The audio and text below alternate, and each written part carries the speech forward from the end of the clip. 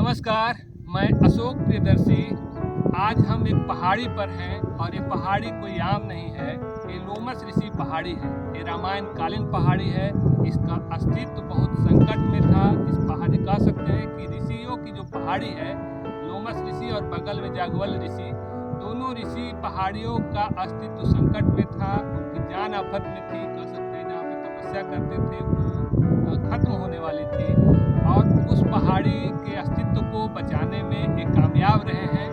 और इनका नाम है विनय कुमार सिंह। एक सामाजिक कार्यकर्ता हैं, इस इलाके के काफ़ी जाने माने व्यक्ति हैं और ये मुखिया भी रहे हैं। लेकिन मुखिया से ज़्यादा इनका सामाजिक जो रुचि है, जो पुरातत्व प्रति जो रुचि है वो दिखता है।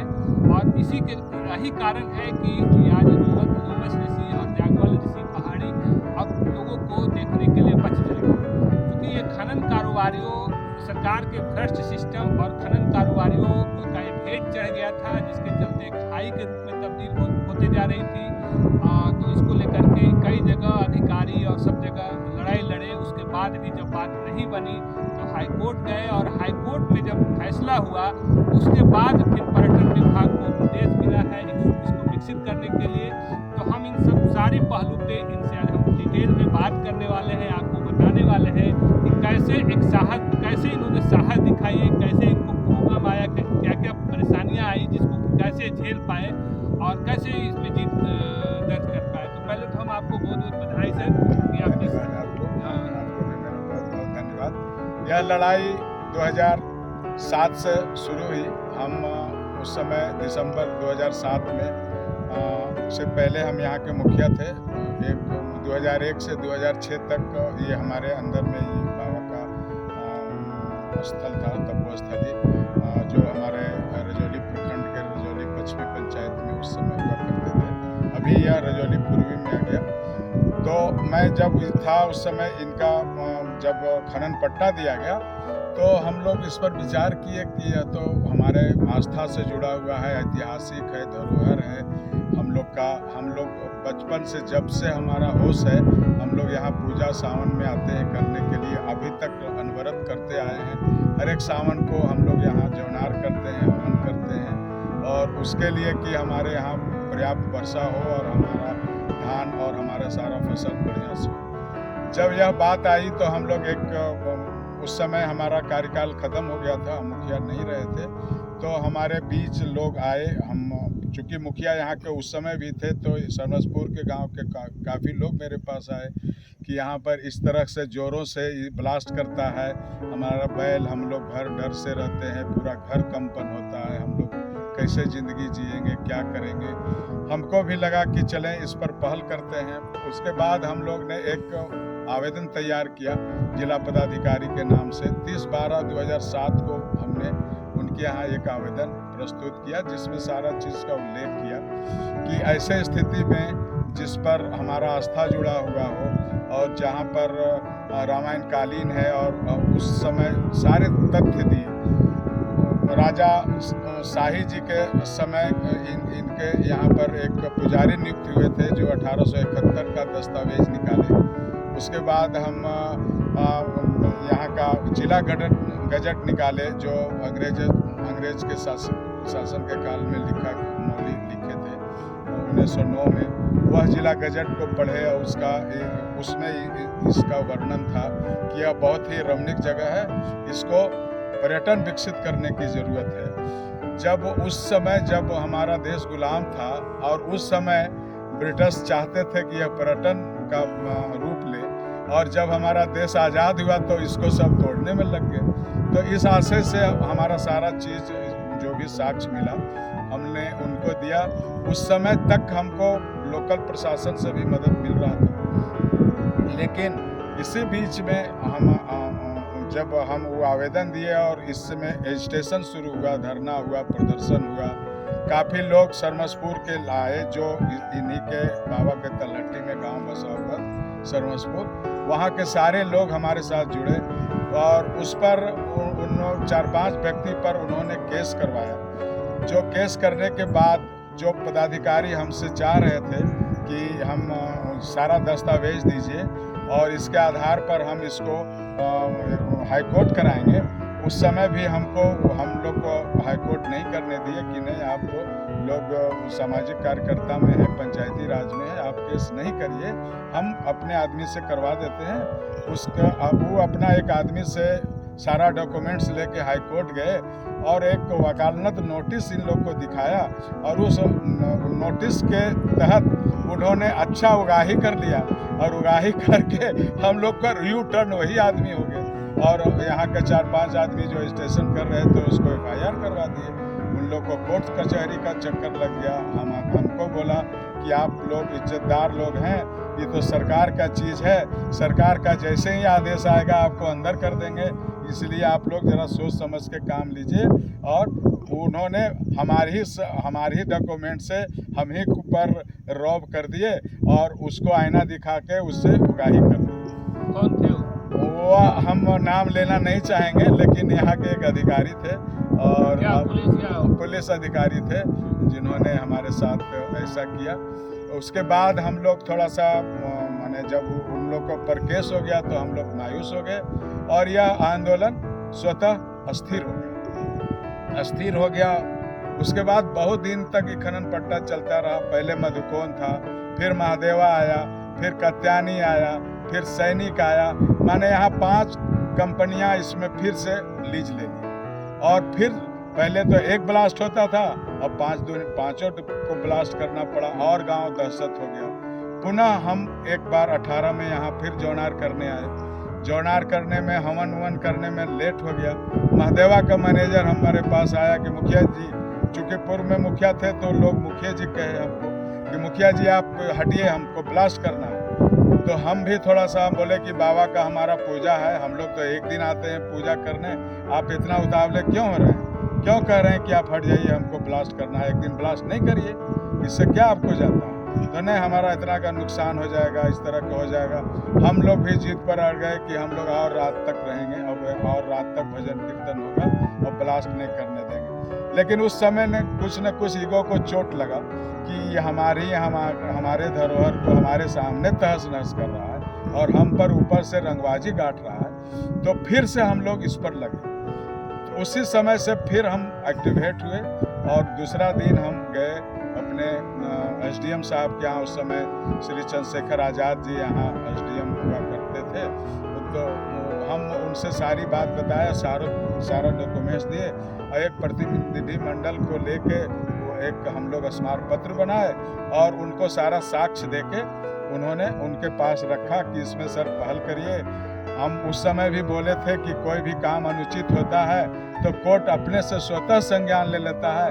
आप भी हमारे यहाँ के गार्जियन हैं, आप क्यों नहीं स्वतः संज्ञान लेते।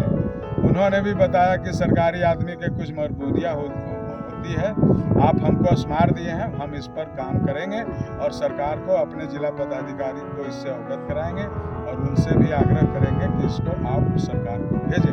तत्कालीन जो हमारे SDM थे श्री चंद्रशेखर आज़ाद जी, जिन्होंने अपने जिलाधिकारी को लिखा, जिलाधिकारी भी इसको स्वतः संज्ञान लेते हुए सरकार को और टूरिस्ट डिपार्टमेंट को लिखा कि वाकई में यह धरोहर है, रामायण कालीन है, आस्था से जुड़ा हुआ है, इसका खनन कार्य को इसको संरक्षित करने की ज़रूरत है और टूरिस्ट डेवलपमेंट करने की ज़रूरत है। उसके बाद पुनः हमको लगा कि कुछ होगा, सरकार तक बात गई है, लेकिन यहाँ पर लीज पर वैसे अनवरत चल रहा था।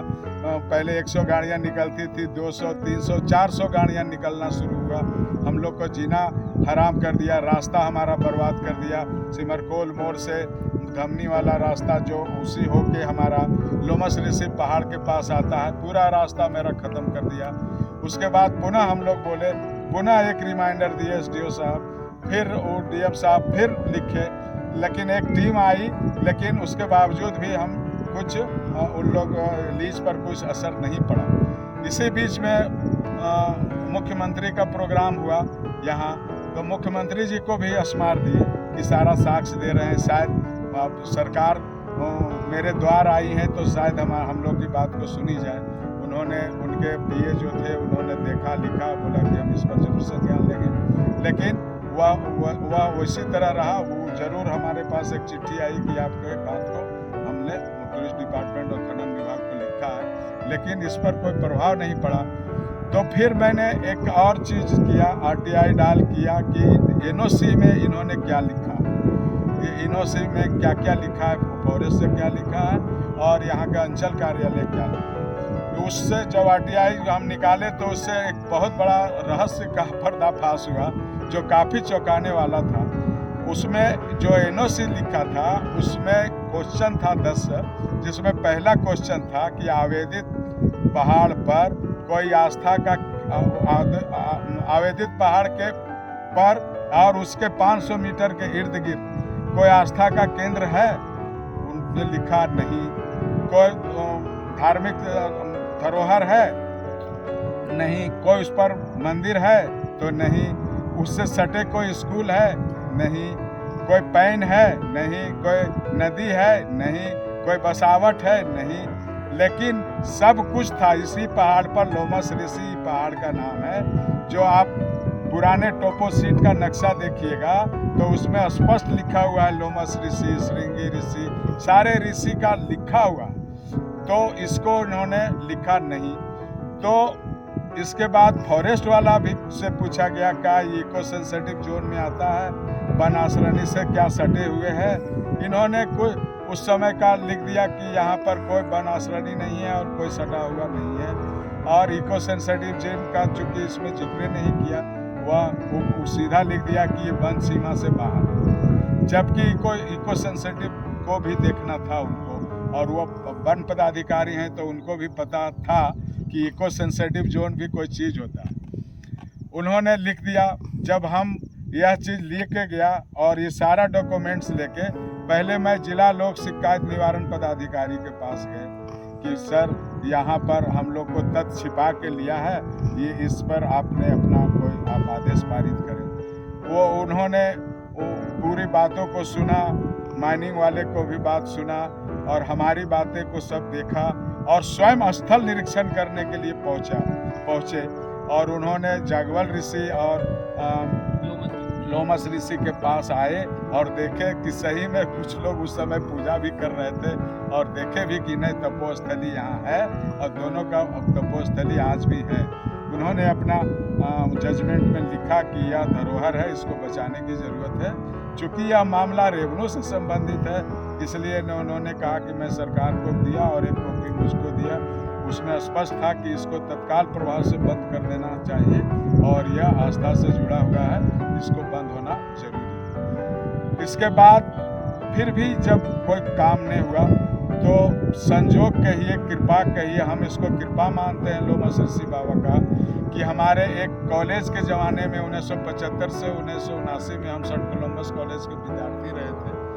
उसी में हमारे एक जूनियर भी वहाँ पढ़ते थे, सुधांशु मिश्रा। वो हमारे पास आए। जब हम वो वकालत कर रहे थे तो हमारी बहुत दिनों के बाद, कॉलेज के बाद उनसे भेंट हुई और यह मालूम हुआ कि हम हाई कोर्ट में वकालत करते हैं। तो मेरी बाँछें खिल गई और मैंने उनको सारा चीज़ बताया। उन्होंने कहा भैया यह केस लड़ेंगे, आप आइए, हम इसको PI दर्ज करेंगे। हमने सारा चीज़ लिया। चूँकि वह थोड़ा सा शरीर से अस्वस्थ हैं तो अपने सहयोगी के रूप में बेस्कोटी शरण पांडे जी को इसमें रखे और उसके बाद हम लोग जो साक्ष्य जुटाना शुरू किए।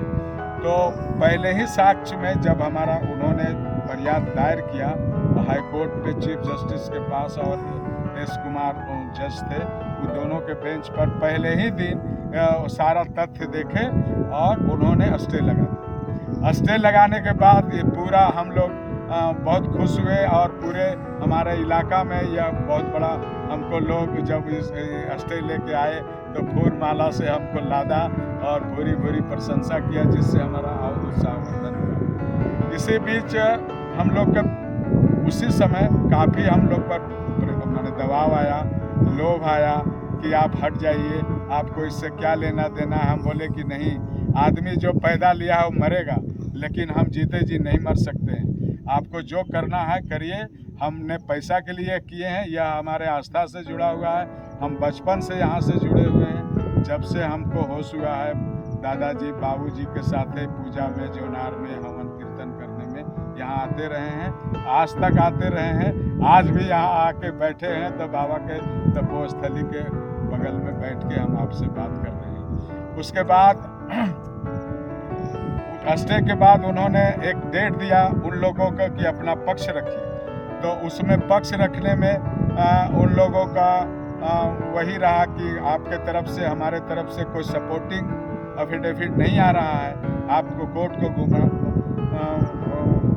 साक्ष्य चाहिए। तो मैंने उनसे कहा कि सारा साक्ष्य दिया हुआ है और लड़ाई जिससे हो रही है वो हमारे पक्ष में किस आधार पर देंगे, हमारे पक्ष में एफिडेविट किस आधार पर देंगे। लेकिन हम प्रयास कर रहे हैं, हम जरूर उन लोग को बाध्य करेंगे कि उसमें आगे। इसी बीच हम हजारीबाग डीएफओ साहब के यहाँ गए, अपनी समस्या से अवगत कराए कि एक धार्मिक आस्था का केंद्र खत्म होने जा रहा है, तो आपका जो कोडरमा वन आश्रणी है उससे लोमस ऋषि का जो टोपो मैप है उससे नाप के गूगल मैप से लॉन्गिट्यूड एल्टीट्यूड से निकाल के उनको जब दिए तो उन्होंने पहला सर्टिफिकेट हमको जारी दिया कि यह कोडरमा वन आश्रमी से 8 किलोमीटर पर लोमस ऋषि अवस्थित है, जो इको सेंसिटिव जोन में आता है।